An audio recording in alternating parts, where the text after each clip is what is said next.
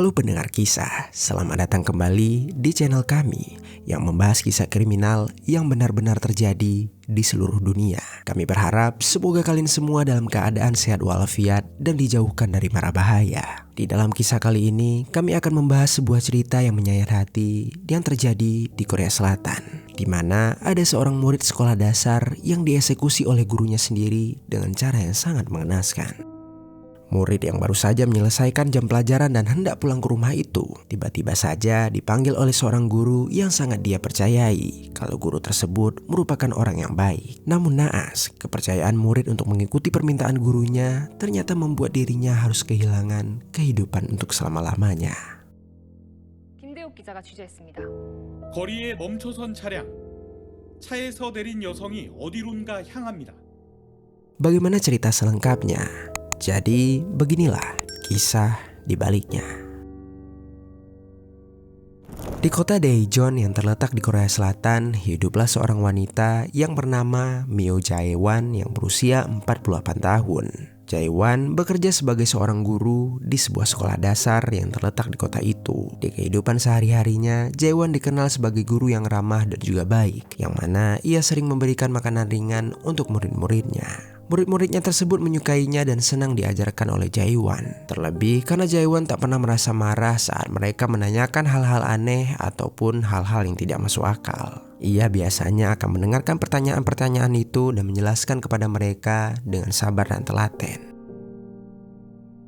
Namun seiring waktu berjalan, tiba-tiba saja semuanya berubah. Jae-won tak lagi ramah dalam mengajar murid-muridnya. Ia mulai terlihat murung dan tak pernah tersenyum hingga tak pernah menyapa ataupun menjawab pertanyaan dari murid-muridnya. Jae-won yang tadinya senang menjawab pertanyaan mulai berhenti dan mengabaikan mereka. Ia terkadang mulai membawa penggaris besar dan mengayunkannya selama jam pelajaran, sehingga penggaris itu membuat suara aneh yang kemudian ditakuti oleh murid-muridnya. Tak hanya itu, pernah suatu ketika saat sedang berjalan di koridor sekolah, Jae-won pernah membawa sebuah pisau cutter yang ia mainkan di sepanjang jalan. Ia akan menarik keluar pisaunya, kemudian memasukkannya kembali. Terus diulang seperti itu sehingga membuat suara yang membuat kengerian di sekitar murid-muridnya. Menurut pandangan murid-muridnya, Jae-won mulai berubah dari sosok guru yang ramah menjadi guru yang seram dan juga ditakuti. Akhirnya, hal itu membuat murid-muridnya mulai mengeluhkan hal ini kepada orang tua mereka. Tetapi orang tuanya yang mendengar hal itu merasa tidak percaya. Mereka menanggapi keluhan itu sambil berkata kalau guru tersebut hanya iseng atau tidak bermaksud buruk. Mereka malah menasihati anak-anaknya untuk tidak nakal dan membuat para guru menjadi stres. Kemudian murid-murid yang mendengarkan kata orang tuanya pun menuruti dan mencoba memperbaiki sikap mereka. Tetapi di samping itu, keanehan Jae-won terus tidak berhenti. Anak-anak justru menjadi semakin takut. Mereka kembali mengeluh dan orang tuanya pun baru percaya, hingga mereka pun mulai merasa khawatir. Jae-won juga menyadari bahwa dirinya telah berubah dan tak lagi sama seperti dulu. Namun bagi Jae-won, perubahan ini tidak terjadi secara tiba-tiba. Segalanya mulai berantakan saat keluarga kecil Jae-won mulai terpecah belah. Jae-won ternyata sudah menikah. Ia memiliki seorang anak yang sedang menyiapkan diri untuk masuk ke sebuah universitas. Tetapi sayangnya, keberlangsungan rumah tangga Jae-won tidak berlangsung lama. Tiba-tiba di suatu hari, Jae-won dengan suaminya memilih untuk bercerai. Anak Jae-won yang satu-satunya memilih untuk mengikuti ayahnya dan meninggalkan Jae-won seorang diri. Kini tak ada lagi suami atau anak yang menunggu Jae-won ketika ia pulang ke rumah. Ia tinggal sebatang kara di dunia ini. Keadaan ini membuat Jae-won semakin stres dan merasa seakan-akan hidupnya menjadi sangat tidak adil. Jae-won menyadari bahwa untuk bisa kembali melanjutkan hidup, ia membutuhkan bantuan profesional. Dan akhirnya pada bulan Desember tahun 2024, Jae-won meminta izin kepada pihak sekolah untuk mengambil cuti selama 6 bulan untuk fokus menyembuhkan dirinya. Akhirnya Jae-won pun berobat ke dokter dan berusaha untuk sembuh supaya ia bisa kembali beraktivitas seperti biasanya. Usaha yang dilakukan Jae-won sedikit banyaknya membuahkan hasil. Ia mulai merasa lebih baik dan siap untuk kembali beraktivitas. Meski terkadang sesekali Jae-won masih merasa perasaan sedih dan juga stres, tetapi Jae-won ingin bisa kembali ke rutinitasnya dan berharap dengan beraktivitas seperti dulu bisa membantunya sembuh lebih cepat. Akhirnya, sebelum selesai 6 bulan masa cutinya, Jaewan sudah kembali ke sekolah. Ia kembali setelah 20 hari mengambil cuti. Jaewan kembali bekerja setelah mendapatkan surat keterangan sehat dari dokter. Pihak sekolah yang mendengar kabar baik itu menerima Jaewan kembali bekerja karena mereka berpikir bahwa Jaewan sudah membaik. Meski demikian, beberapa guru masih melihat bahwa Jaewan masih sering bertingkah aneh. Oleh karena itu, pihak sekolah tidak langsung mengizinkan Jaewan untuk mengajar. Dia sudah diperbolehkan kembali ke sekolah dan bekerja, namun ia hanya diberikan pekerjaan administrasi yang tidak membutuhkan interaksi dengan para siswa. Melihat Jaewan sendirian di ruang guru dalam keadaan murung dan sedih, membuat guru-guru merasa khawatir dan kasihan padanya. Mereka mencoba memberikan dukungan dan bantuan sebanyak mungkin kepada Jaewan. Sayangnya, niat baik mereka ini malah berbuah pahit. Pada tanggal 6 Februari 2025, salah seorang guru melihat Jaewan tengah berdiri di ruang kelas yang gelap. Sang guru yang bersimpati pada Jaewan itu berniat untuk menghibur Jaewan. Ia mendekati Jaewan dan menyentuh pelan pundak Jaewan sambil bertanya, "Jaewan, apakah kamu baik-baik saja?" Bukannya menjawab dengan baik, Jaewan malah meraih pergelangan guru itu dan memutarnya. Kemudian ia menjatuhkan guru tersebut sampai dia terpojok di atas lantai. Tak berhenti sampai di situ saja, Jaewan kemudian menarik jaket sang guru dan mencekik lehernya dengan menggunakan itu. Ia melakukannya sambil berteriak seperti ini, "Mengapa aku yang menderita? Ini tidak adil. Kalian juga harus menderita." Kira-kira begitu ucap Jaewan. Sang guru yang masih berada dalam cengkraman Jaewan mencoba untuk tetap tenang supaya ia bisa melepaskan diri. Namun untungnya tiba-tiba saja ponsel Jaewan berdering dan akhirnya guru tersebut pun lepas dari cengkramannya. Ia pun langsung pergi ke ruangan guru dan melaporkan hal ini kepada pihak sekolah. Kejadian tersebut akhirnya membuat gempar seluruh sekolah.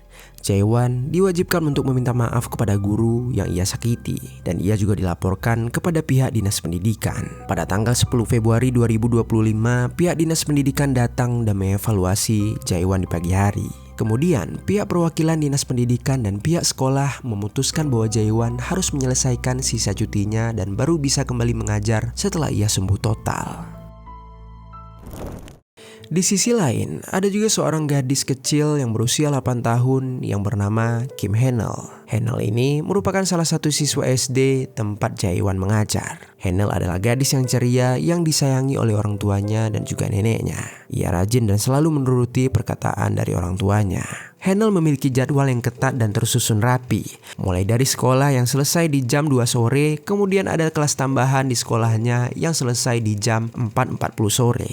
Lalu tak selesai sampai di situ, Hanel juga melanjutkan les private di jam 5 sore. Namun les private-nya itu tidak berada di sekolah, melainkan di tempat lain. Oleh karena itu, Hanel akan dijemput oleh superbus yang akan membawanya ke tempat les. Setelah selesai les, barulah ia dijemput oleh orang tuanya untuk pulang ke rumah. Hanel selalu mengikuti kegiatan ini dan ia tidak pernah terlambat. Hanel selalu rutin mengikuti kegiatan ini. Ia tidak pernah terlambat sama sekali. Karena banyak kegiatan yang harus dilakukan Hanel, orang tua Hanel memasang sebuah aplikasi pelacak di handphone Hanel. Aplikasi itu bernama Find My Kids. Aplikasi ini memungkinkan orang tua Hanel untuk mengetahui di mana Hanel berada. Selain itu, aplikasi ini juga membuat orang tua Hanel bisa mendengarkan apa yang sedang terjadi di sekitar Hanel. Aplikasi ini cukup populer di Korea Selatan dan banyak digunakan oleh orang tua untuk mengawasi anak-anak mereka. Dengan memasang aplikasi ini, orang tua Hanel merasa lebih aman ketika mereka harus membiarkan Hanel menjalani aktivitasnya. Singkat cerita, pada sore hari tanggal 10 Februari 2025, di hari itu Hanel seharusnya mengikuti kegiatan les seperti biasanya. Jemputan Hanel sudah sampai di sekolahnya dan supir bus sudah menunggu Hanel untuk keluar dari kelas. Namun setelah 10 menit menunggu, Hanel tak kunjung datang. Dengan keadaan bingung, supir bus masuk ke dalam lobi sekolah untuk menanyakan keberadaan Hanel. Guru sekolah pun mencari ke kelas Hanel yang berada di lantai 2. Namun guru kelas Hanel mengatakan kepada guru yang mencari Hanel bahwa Hanel sudah meninggalkan kelas beberapa menit yang lalu. Pihak sekolah dan supir sama-sama tidak tahu di mana keberadaan Hanel. Di tengah sekolah dasar yang terlihat besar tersebut, Henel menghilang dan tak bisa ditemukan. Lalu setelah beberapa lama tidak menemukan Henel, pihak sekolah segera menghubungi pihak kepolisian, keluarga Henel, dan juga nenek Henel yang tidak jauh tinggalnya dari sekolah tersebut. Neneknya pun langsung datang ke sekolah dan segera mencari keberadaan Henel. Ayah dan ibu Henel juga langsung datang dalam keadaan panik dan khawatir. Hilangnya Henel dianggap sebagai kejadian yang aneh karena sekolah tersebut merupakan tempat yang tertutup dengan keamanan yang ketat. Tidak mungkin Henel keluar dari sekolah tanpa ada yang melihatnya sama sekali. Melalui aplikasi pelacak di handphone Henel, ayah Henel menemukan bahwa Henel masih berada di sekitar sekolah. Selain dipusatkan di sekitar sekolah, pencarian juga dilakukan di komplek apartemen di belakang sekolah. Karena lokasi itu dianggap sebagai satu-satunya tempat di mana Henel bisa bersembunyi ataupun ia mungkin terkurung. Selain menemukan lokasi Henel, ayah Henel juga bisa mendengarkan apa yang sedang terjadi di sekitar Henel. Namun sayangnya saat itu tak banyak hal yang terdengar. Ayah Henel hanya bisa mendengar suara napas yang berat yang tidak terdengar seperti suara anak-anak, tetapi suara itu lebih terdengar seperti suara orang dewasa. Hal ini kemudian membuat orang tua Henel menjadi semakin panik. Ia hanya bisa berkeliling lingkungan sekolah dan sekitarnya dengan harapan ia bisa menemukan Henel. Ketika pihak kepolisian dan orang tua Henel mencari di sekitaran komplek dekat sekolah tersebut, nenek Henel fokus mencari Henel di sekolahnya. Ia mencari di lorong dan setiap ruang kelas yang ada di lantai 2. Saat itulah nenek Henel menemukan sebuah ruangan yang terbuka, yaitu ruangan audiovisual. Sebuah ruangan kedap suara yang sering digunakan untuk menonton video oleh murid-murid di sana. Di dalam ruangan itu, nenek Henel juga melihat sebuah pintu yang sedikit terbuka. Ketika mendekati pintu tersebut, secara samar-samar dia melihat seorang wanita yang sedang tergeletak di balik pintu itu. Wanita itu adalah Jae-won. Nenek Henel seketika merasa kaget melihat Jae-won yang terluka. Namun ia mencoba untuk tetap tenang dan bertanya kepada Jae-won apakah dirinya baik-baik saja. Dan kemudian Jae-won menjawab dengan lirih bahwa dirinya baik-baik saja. Menyadari ada yang aneh dengan Jae-won, nenek Henel tak mau langsung pergi dari sana. Ia lalu mencoba untuk mengalihkan pembicaraan dengan menanyakan keberadaan cucunya. Nenek Henel bertanya apakah Jae-won melihat cucunya yang bernama Henel, dan tiba-tiba Jae-won dengan tegas menjawab dia tidak melihatnya. Jae-won juga berbalik bertanya kepada nenek Henel dengan nada yang marah. Ia bertanya mengapa nenek Henel menanyakan cucunya kepada dirinya. Melihat Jae-won yang mulai marah, nenek Henel yang merasa takut pun langsung keluar dari ruangan itu untuk meminta bantuan. Ia menunggu dan berjaga di depan pintu ruangan audiovisual karena khawatir dengan keadaan Jae-won. Selain itu, nenek Henel juga mulai merasa curiga. Apa mungkin Jae-won terlibat atas kehilangan Henel? Namun belum sempat sang nenek meminta pertolongan, pihak kepolisian dan orang tua Henel sudah sampai di ruangan audiovisual itu. Ayah Henel ternyata sebelumnya telah mendengar pembicaraan ibunya dengan Jae-won. Oleh karena itu dapat dipastikan bahwa Henel sedang berada di dekat Jae-won. Polisi kemudian masuk ke dalam ruangan audiovisual itu. Mereka mencoba membuka pintu yang sebelumnya sedikit terbuka. Tetapi ketika mereka masuk, pintu itu sudah terkunci. Mereka pun mencoba mendobrak pintu itu dengan beberapa hantaman. Dan saat pintu itu berhasil terbuka, mereka melihat Jae-won tengah terbaring berlumuran cairan merah. Dan di sampingnya, terdapat Henel yang juga terbaring tak berdaya berlumuran cairan merah. Tanpa banyak bertanya, Jae-won dan Henel yang terluka langsung dibawa ke rumah sakit terdekat. Begitu sampai di rumah sakit, dokter langsung menangani keduanya. Tak ada yang tahu apa yang telah terjadi pada mereka. Dokter juga tidak menanyakannya karena prioritas mereka adalah menyelamatkan nyawa Henel dan juga Jae-won. Namun sayangnya, nyawa Henel tak tertolong. Ia dinyatakan meninggal dunia tak lama setelah dirinya sampai di rumah sakit. Pihak rumah sakit saat itu masih berpikir bahwa Jae-won dan Henel adalah guru dan murid yang mungkin telah mengalami penyerangan. Mereka beranggapan bahwa Jae-won terluka ketika mencoba menyelamatkan kehidupan Henel, sehingga mereka mengira kabar meninggalnya Henel akan membuat Jae-won merasa sedih. Jae-won yang ditangani oleh dokter akhirnya berhasil diselamatkan. Saat Jae-won telah sadar, pihak rumah sakit sudah bersiap untuk menyampaikan kabar duka tentang meninggalnya Henel. Namun ketika dokter sedang menjelaskan, Jae-won tiba-tiba saja tertawa lepas seperti orang sedang kerasukan. Dan ketika itulah dokter menyadari bahwa perkiraan mereka ternyata salah. Jae-won dan Hae-nul tidak diserang oleh orang lain. Jae-won juga tidak sedang berusaha untuk melindungi Hae-nul, tetapi ia adalah orang yang sudah melukai Hae-nul. Saat itu juga pihak rumah sakit langsung menghubungi pihak kepolisian untuk langsung datang ke rumah sakit. Setibanya pihak kepolisian di sana, mereka langsung menginterogasi Jae-won. Jae-won mengaku secara terang-terangan bahwa ialah yang sudah melukai Hae-nul. Namun meskipun demikian, polisi masih belum bisa menemukan motif dari tindakannya.